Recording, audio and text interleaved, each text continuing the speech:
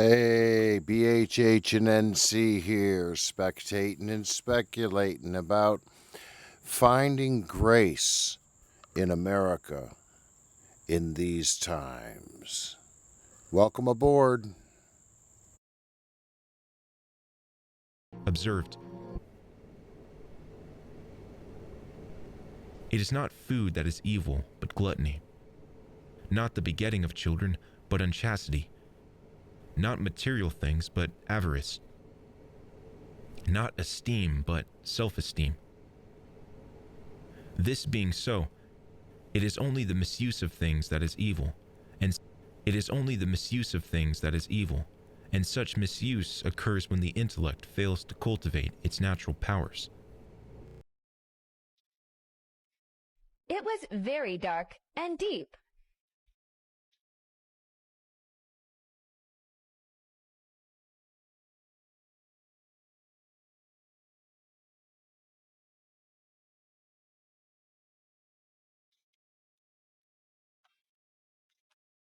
I wonder what they do here.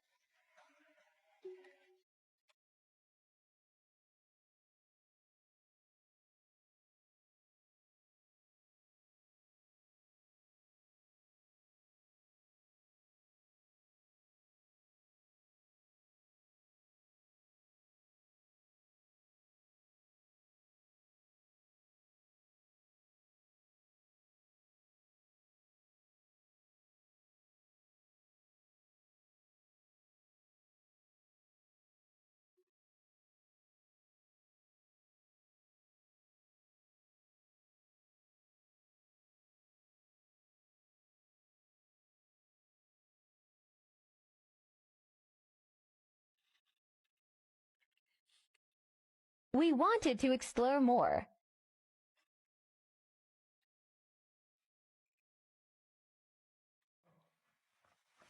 I went deeper and found small shoes.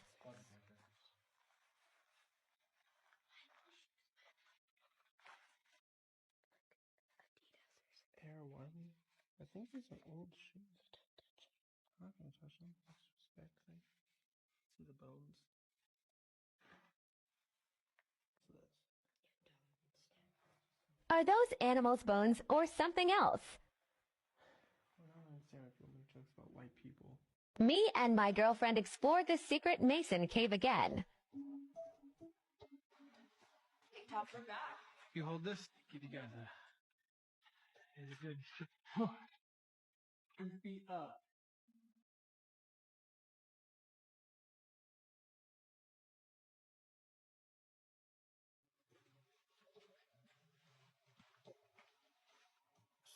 You guys wanted us to go down and see where it goes. Staircase, and I don't know why we didn't even think to do that last time.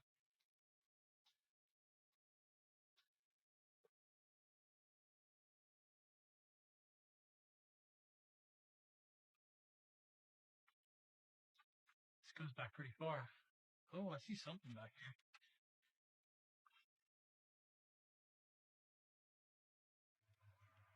That's the way we came from, but it looks like there's another way over here, so I say we check this out. I can hear water underneath us flowing. There's a river underneath us. Right? We heard a river and wanted to check it out.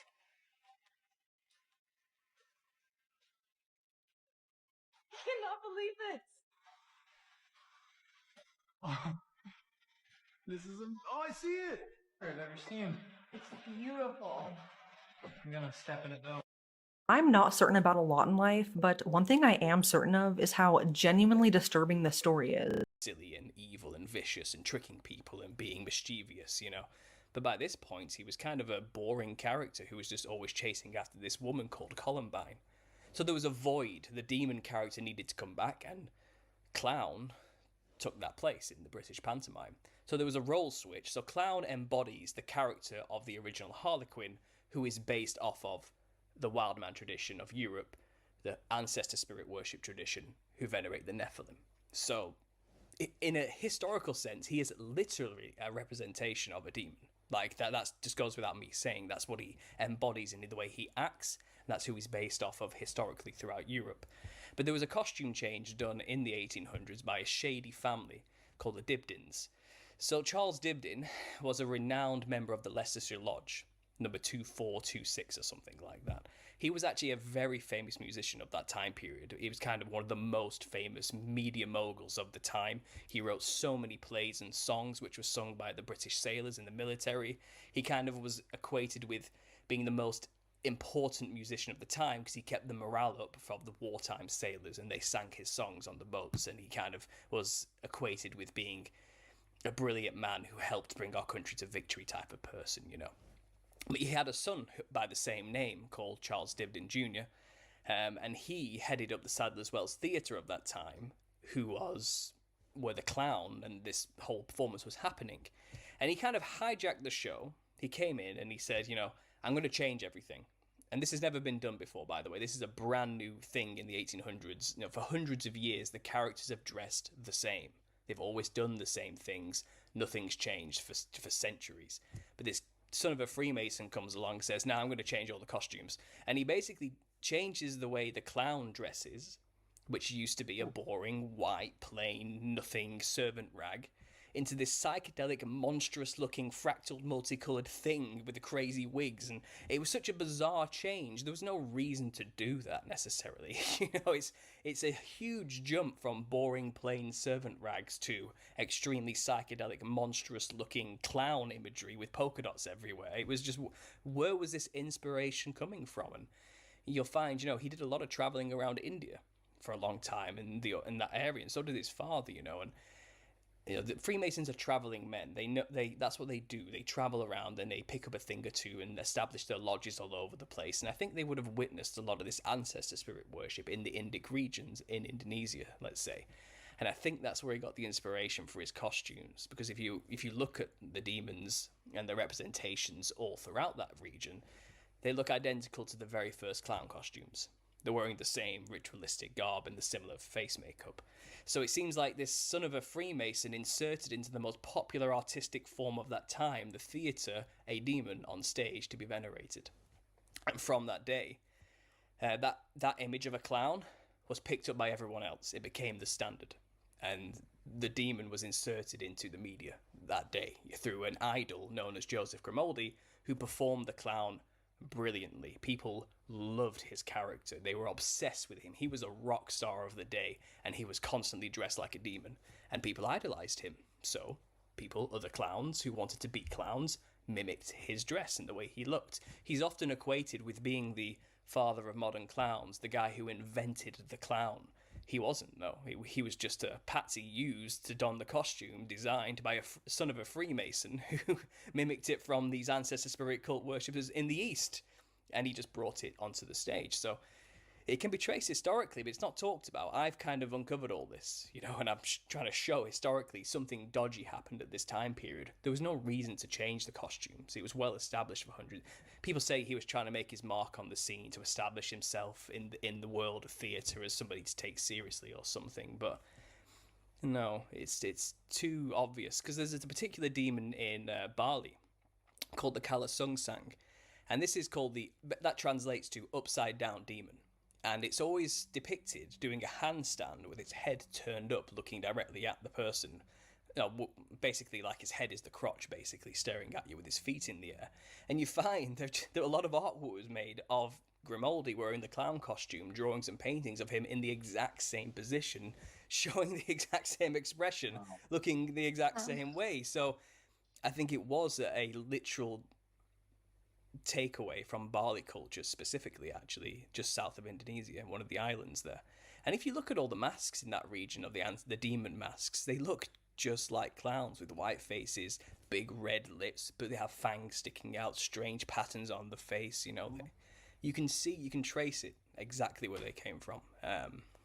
And since that day, you know, from then on, circuses became a thing. The clown was adopted into the circus, and you find that all the the original circuses, were created by Freemasons. The Ringling Brothers and the P.T. Barnum and Bailey, you know, they were all Freemasons. All the brothers were Freemasons, and they even combined together to do a show together called The Greatest Show on Earth, you know. And it was called King Solomon and the Queen of Sheba. Now, Freemasons are obsessed with King Solomon. They're obsessed with him. They want to keep building his temple, you know. They want to rebuild Solomon's temple in every way, shape, or form.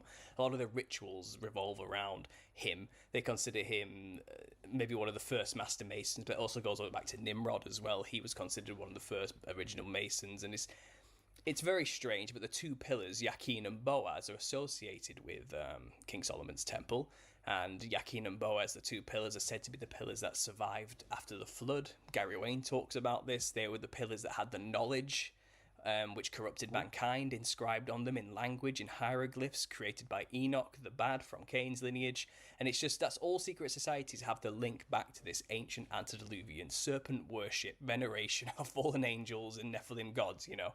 And these Freemasons, who have this background and this belief and veneration of demons, created something called a circus. Well, if you look at a circus, it's just an analogy for a Freemason ritual. It's you have the ringmaster with the top hat within a lodge. The grand worshipful master of the lodge, the leader of the rituals, is the only one allowed to wear a black top hat, just like the ringleader in a circus. The ringleader orchestrates the clowns.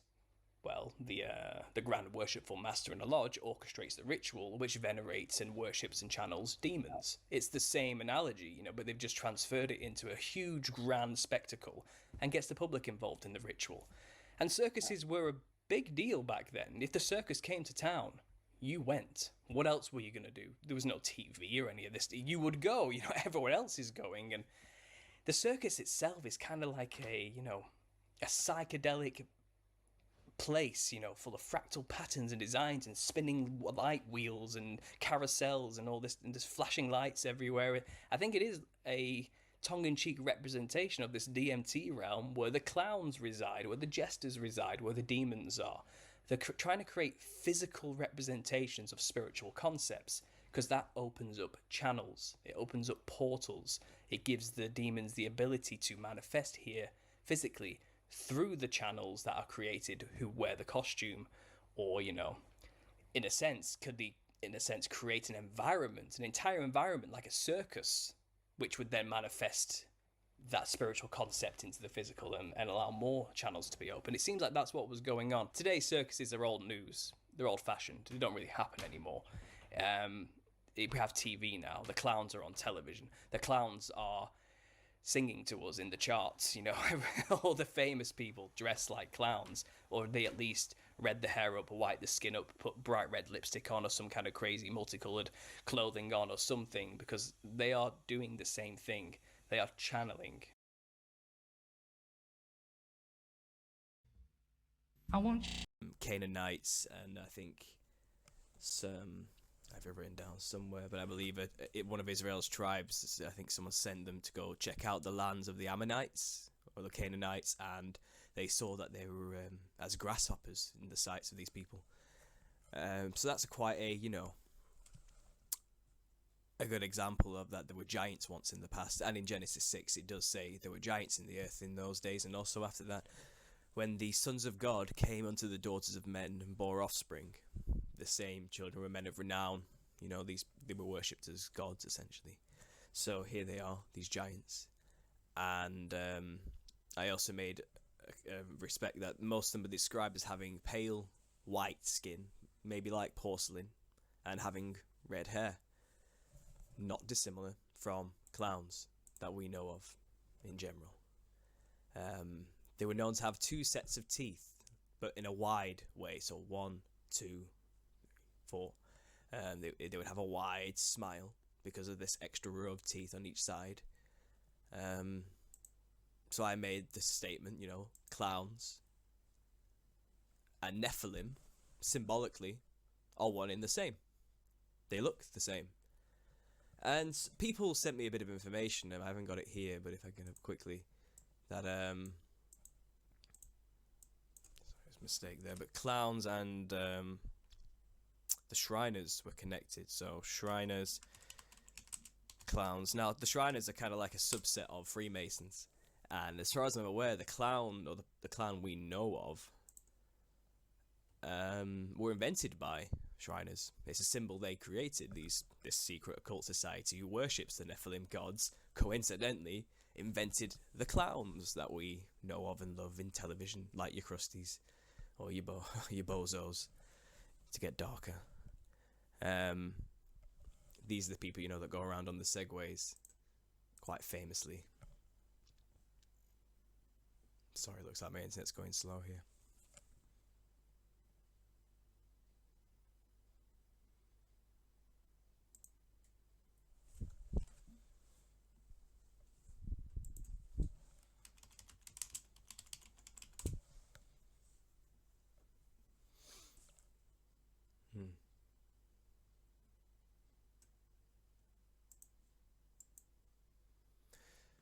So here we are, you type in Shriners and clowns, and they seem to have their own little posses wherever they have their covens, I assume. And the way they dress are these insane, multicoloured, pale skin, you know. Here is a giant, ironically enough, next to Shrek, an ogre, which is also a funky coloured giant, let's say. And I made the reference that, you know, the reason they have this psychedelic looking pattern as well is a reference to the Nephilim once more, simply because the Nephilim are disembodied spirits now. They don't have bodies, we don't have giants walking around anymore, but their soul, their spirit, their nefesh is of the earth. It wasn't from heaven. It was an abomination as such and couldn't go anywhere else when it died. So these disembodied spirits, in the fractaled maze, the funky coloured, multicoloured, rainbow fractal dimension, are trapped there as demons. That's what we call them now. We call them demons. And that's what these things are. So it was a common theme that, you know, whenever someone gets demonically possessed, they end up having the strength of 10 men. Not dissimilar from a giant. I think this makes perfect sense, and I want to share this with people, you know, the Shriners, this cult of Freemasonry, invented the clown. They worship Nephilim gods esoterically, secretly, we know this, so do the Freemasons. So, once again, more confirmation that the clowns represent the Nephilim giants. One thing to throw in while I'm at it as another connection, the clown, if you haven't noticed, always seems to have red around its mouth and a red nose. I think this is reference to the cannibal nature of them. They were eating blood, therefore their mouths were smeared, more often than not, with dried blood probably, and so was the nose for just sticking their face straight into the carcasses they would devour. They ate each other as well as humans. These things were cannibalistic monsters. They had nothing but evil in their hearts continually. They were a part of a mass corruption of the flesh of man. So man was genetically engineering themselves during the time these things were walking around as well. Mankind was splicing their DNA with animals, creating chimera hybrids, half human, half whatever. And these things were roaming around, making more destruction everywhere, along with the dinosaur reptilian lizards they'd created to just terrorize and eat everything around. You know, these things were monsters. And today, they're worshipped and seen as something innocent that children should play with, you know. But if you just pay attention, you know, the parallels are uncanny. And I think I'm onto something here. I mean, I described also in the last video, you know, that I had a vision. I mean, literally a vision. Just laid in bed, half asleep, half awake, and then something just burst into my vision with a massive ding, ringing out in this harmonic tone of just like a DMT trip, if you've ever had one, where you're just piercing through that veil. And I just saw this thing. I've drawn it here. Here we go. Yeah, I just saw this. I couldn't draw it here to do it justice. It was much more multicolored and psychedelic, but the gist of it was this. Basically, black and white lines. It was made of these fractal black and white patterns with rich crystalline purples bursting out in its features. It did have a wide grin going on, And this was 2 years ago, bear in mind, before I'd made this video less than 2 months ago. You know, this is just something I'm connecting now, which the clowns have kind of made me realise. But I saw this vision. And then after I made that video, I came onto something else, which I need to share with you now. A deeper connection, that this is not an unheard of image to represent the clown. It's actually very similar to this, which I found, relating to some of the Hopi Indians, I believe. And it's this joker they have. Here's one in an Aztec term. Look at it. There's this ancient jester that would do a ritualistic dance in the aims to bring rain and thunder. It's what I believed it was for, and it was considered the joker, the jester, who was allowed to be a fool and entertain.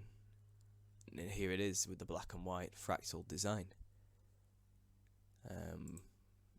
But we can see this everywhere, usually in reference to clowns. The Heyoka tribe is what they were known as. And the Heyoka Intergalactic Carnival, as it's seen here, and some artistic rendition of the concept, is, you know, they believed in the fractal matrix. They communicated with beings from the fractal matrix. They made dances and references and sacrifices to these things in the fractal matrix.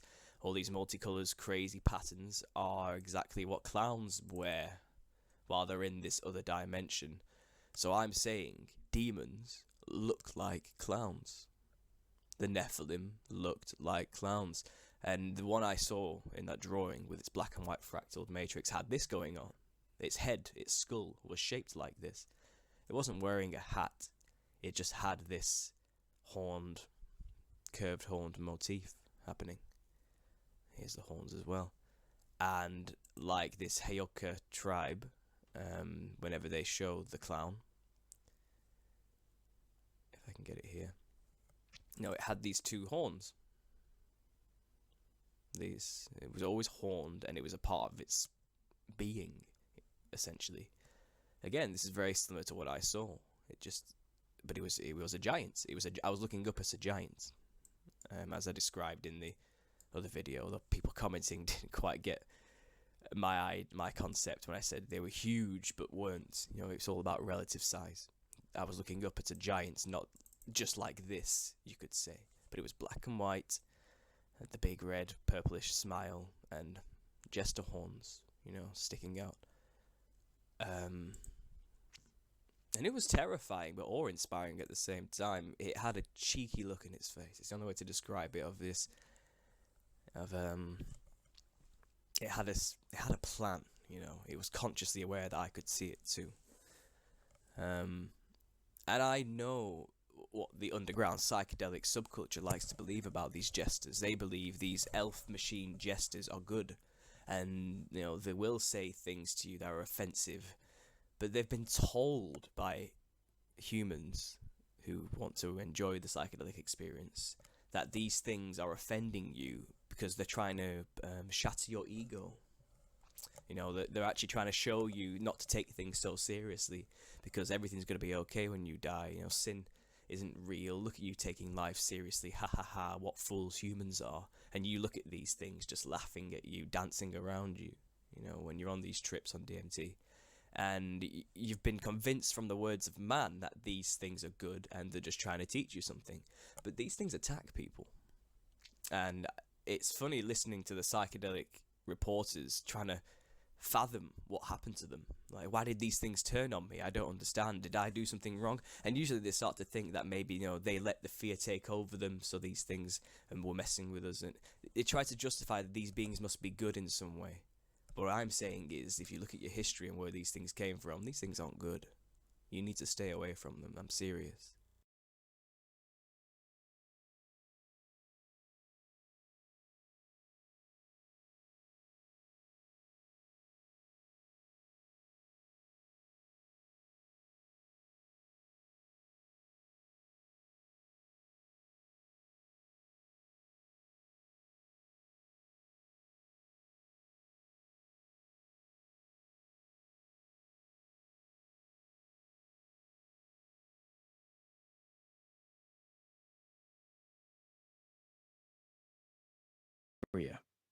Which would have been easy to do if it were simply adult prostitutes they wanted.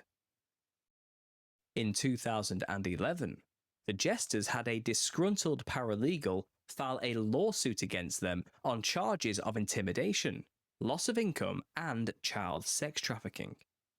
These accusations came after Michael Blodgett was hired as an investigator by Andrew Ellis and his wife, Harriet, who were looking to sue the Shriners for unfair expulsion. The resulting lawsuit led to multiple failures to convict the Shriners of wrongdoing. After multiple intimidation tactics were used against Ellis, his family, and Blodgett, he dropped the lawsuit for unfair expulsion.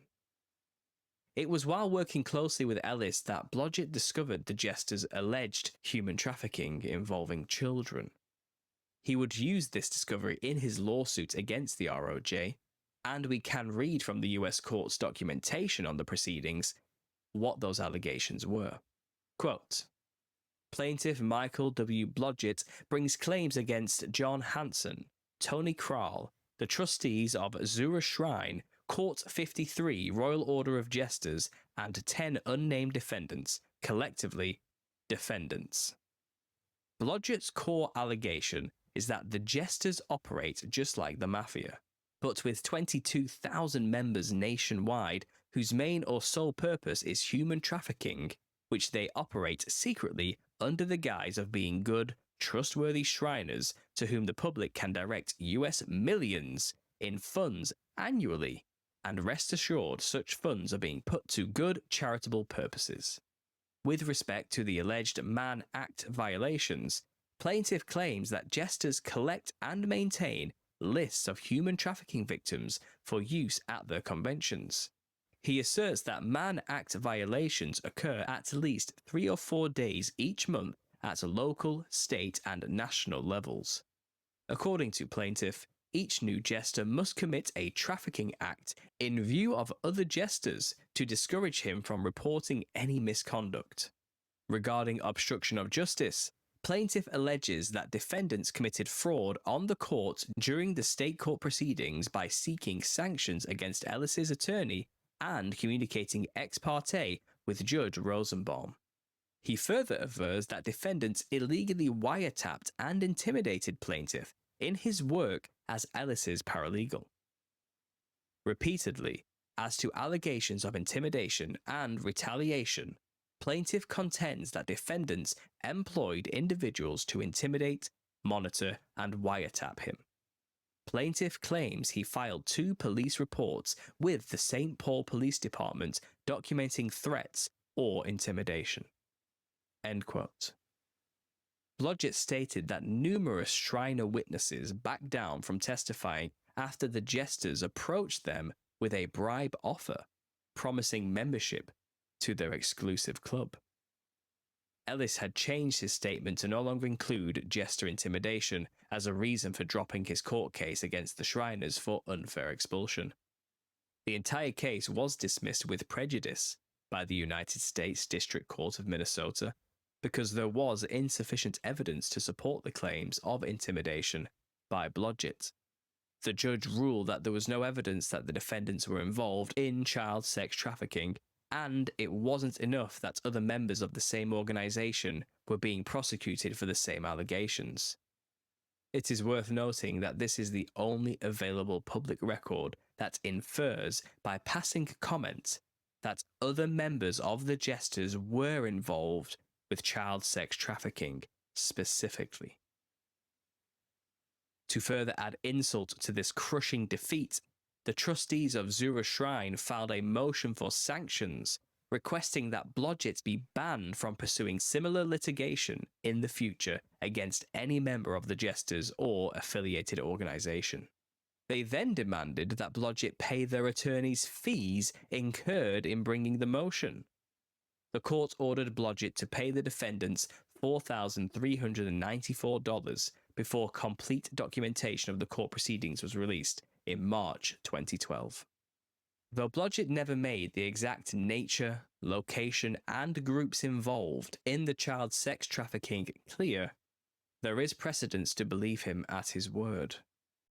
Sandy Frost, an investigative writer and perpetual thorn in the ROJ's left butt cheek, wrote this in her book, Vampires of Charity, about the Masonic involvement in child sex tourism.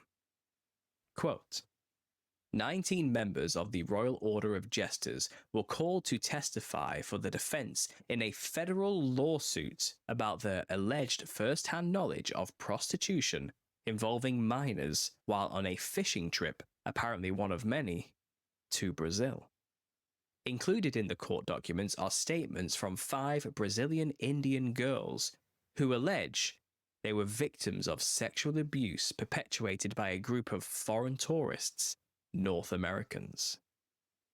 The girls' statements are available to the public through the Federal Court Information System, PACER. There is no direct link between these girls and the jesters. Let me repeat that. There is no direct link between these girls and the jesters. However, 2 Brazilian fishing tour guides testified in their depositions in the same case that they saw Masons having sex with teen prostitutes. Additionally, all the girls testified that they were recruited every year by the same man, an American named Richard, during the same time of year that he took the jesters on their fishing trips to Brazil. End quote. These yearly meetings resulted in one 13-year-old girl being impregnated. Witnesses say they were invited onto the boats and told they would be paid for being maids and cleaners during their stay. This was a lie to get desperate young girls who needed money for their families to come aboard. And by all accounts, the girls never got paid anywhere near what was promised to them either. Frost originally began her work with the Masons, Shriners, and ROJ to prove the unjustifiable tax-exempt status of these fraternal lodges. She presented numerous falsified tax returns and outright lies contained in these official documents. Still, compared to the perverted acts described in this chapter, tax evasion is nothing to these monsters. The truth about the sordid acts these fools partake in began to leak long before many of these court cases were brought against them. Frost details the initial internet leak that led to the total lockdown of internet posting from the ROJ.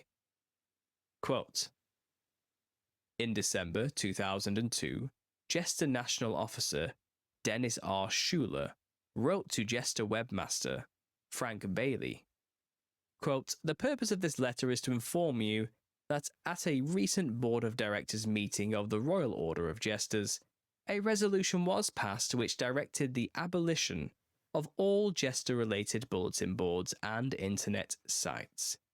The primary reason behind such action, they also go on to explain that this is taking place in every state and every major city, stating, quote, the group needs to be disbanded because taxpayers should not be forced to bear the tax burden as these jester groups take advantage of their tax-exempt status. The IRS needs to see if the courts use their money to pay for the girls, their rooms, or their transportation. This could be a nationwide abuse of the non-profit tax system used to support interstate prostitution, and see if the members took tax deductions for their donations. End quote. These jesters not only hold high-ranking positions of power within the Brotherhoods of Freemasonry and the Shriners, but also within the real-world institutions of law, education, government, entertainment, agriculture, and medicine. They hide behind sick and dying children within their Shriner-run hospitals while using the money fundraised via their charities to pay for their perverted exploits and parties. They travel to spread the gospel of mirth by raping, abusing, and impregnating 13-year-old girls while shipping prostitutes to their nationwide gatherings. Is it no wonder that they use a fat, white-skinned, baby-shaped clown demon with its penis erect as their logo? The Billikens is the product of a dream vision of, quote, the God of all things as they ought to be, end quote. witnessed and drawn by American art. People would often place statues of bears high in their homes as protectors of the house from demons, with his erect phallus, which is not dissimilar from the Western purpose of a Billiken figurine. Why the ROJ adopted the Billikens is never explained on any official ROJ-affiliated websites, only that it is the organization's mascot and represents good luck. The Egyptian religious connotations of bears likely explain its use by this offshoot of a secret mystery school. The same organizations claim their heritage as stemming from the Egyptian mysteries and the builders of Solomon's temple. Either way, they must need luck in spades considering the risky business these Nephilim-possessed fools are involved with. Evoking the clown and the jester is no laughing matter. These secret societies of Freemasonry, who were instrumental in creating the modern circus and the visage of a contemporary Western clown, borrowed from Indian Rakshasa iconography, knew this well. The Shriners who continue to run the circuses of America and regularly dress like clowns to fundraise for the tax-exempt charities and hospitals filled with sick children know this too. The Royal Order of Jesters, who use the taxpayers' money and the funds raised from the Shriners' hospitals to purchase underage sex slaves, are also in the know. The spirit that runs through these organizations is demonic, and it is best explained in the Book of Enoch just who the spirits that these societies work intimately with are, and more importantly, how they operate. Quote, "And now the giants, who are produced from the spirits and flesh, shall be called evil spirits upon the earth, and on the earth shall be their dwelling. Evil spirits have proceeded from their bodies, because they are born from men, and from the Watchers is their beginning and primal origin. They shall be evil spirits on earth, and evil spirits shall they be called. And the spirits of the giants afflict, oppress, destroy, attack, do battle, and work destruction on the earth, and cause trouble. They take no food, but nevertheless hunger and thirst, and cause offences." End quote. Enoch 5, 28-30. Exploits of tax avoidance and falsifying IRS documents to maintain their tax-exempt charitable status. First, let us examine the available resources which flesh out this story of the 4 prostitute transporters discussed on Wikipedia. We can find records on the FBI's website showing that in 2009, a retired Lockport police detective, John Trowbridge, and 2 accomplices were sentenced in court for transporting a woman from Western New York to Kentucky to engage in prostitution. Quote, Assistant U.S. Attorney Robert C. Moscati, who handled the prosecution, stated the defendant admitted that in late October 2005, he, Ronald Tills, a former New York State Supreme Court judge, Michael Stebick, a former confidential law clerk to Judge Tills, and others, transported a woman from the Western New York area to Kentucky and intended for the woman to engage in prostitution in Kentucky with members of a men's organization known as the Royal Order of Jesters. Mr. Trowbridge and the other individuals were members of the Buffalo, New York chapter of the Jesters. Trowbridge admitted that the Jesters held weekend meetings where it was their custom to make women available to the members for sexual activities in exchange for money. End quote. Trowbridge was sentenced to 2 years probation and fined $10,000. The FBI records only briefly name the other 2 accomplices, but there are news websites that document their involvement. The retired New York Supreme Court Justice Ronald H. Tills was sentenced to 18 months in federal prison, while his former clerk, Michael R. Stebick, was given 4 months of house confinement. The Buffalo chapter of Jesters must have had the eyes of the FBI on them for Trowbridge, Tills, and Stebick to get caught.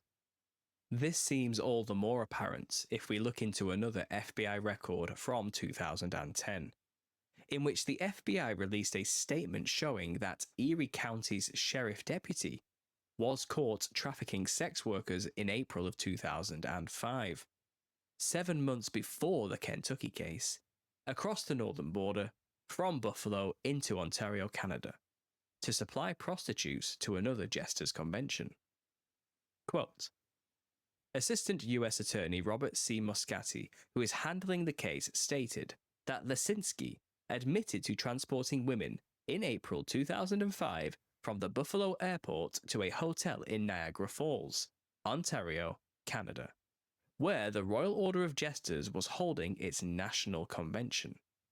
While there, the women engaged in sex acts with members of the Jesters in exchange for money. Lesinski also admitted knowing about the prostitution, but lying to U.S. Customs officials about the purpose of his visits when returning to the United States. Lesinski was an Erie County Sheriff's deputy at the time. End quote. Lesinski was convicted of misprision of a felony and thus sentenced to 1 year of probation and a $1,000 fine. The fact that he physically transported the women seems to have been ignored by the judge and jury in this case. If we examine the punishment of all of these convicted sex traffickers, you could say that they were simply made to stand on the naughty step. These are punishments not befitting of the crimes these trusted public servants and law officials committed. Post number 5. I've also encountered jesters. Twice, at least as my memory serves. The first time was a trip I overshot and ended up being smashed by a jack-in-the-box sort of jester. Another I remember was a trip where I ended up in some sort of cavern place where they were moving extremely fast and hurting and prodding me. Another similar archetype mythological character met by people commonly is Ganesha. They were hurting and prodding this man. They were messing with him, spiritually speaking. Because that's all these things want to do to you. They lure you in with pretty colours and laughter and joking around, and then they start to really, really torture you. The longer you play around with these things. They know you're ignorant of their true nature when you go there, saying gibberish like collective unconsciousness and hyperspace. They are laughing at you. Because they look at you and think, what a naive fool. I could do anything to this person who's now come to my realm, and he will think it's a good thing, because he's ignorant. He thinks it's all new and wonderful. This is not new. These beings, which have been in contact with mankind for millennia, through mainly tribes, ritualistic sacrificial tribes, these things require sacrifice. They have been worshipped before.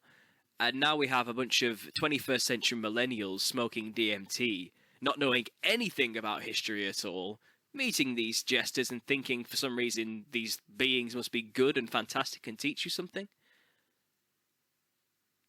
They can't teach you anything. They can only destroy you. Just like they did when they were on the earth, funnily enough. Post number 6. A big question for me has always been, why jesters at all when it could be anything? It's without a doubt a consistent thing within the DMT universe with so many people. What is the significance of this I've just explained? I hope this person listens to this video quickly, but you had no place in it, and it has nothing to do with morphic fields, as you're quoting here. It's much more simple than that. I get it. You want to believe you have superpowers that you don't know about and can unlock through the potential of your mind. But that's gibberish. You need to realize what's going on here.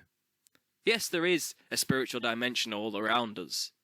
And yes, we don't see it all the time. But the beings that are on the other side weren't always there. They used to be here with us on this side, the real side, the side where life can happen. They are now dead, bodiless, in spirit form. They can't go anywhere else because they are earthly beings. Their spirit, their nefesh, is not God-given from heaven outside of this world. So they are still here when they die. They have gone nowhere else. There's nothing else for them to do but remain on the other side, bodiless. These things want a body to possess. They want your body. Are you going to allow them to do this? Drugs like DMT open you up to this kind of thing, inevitably. Just think about it.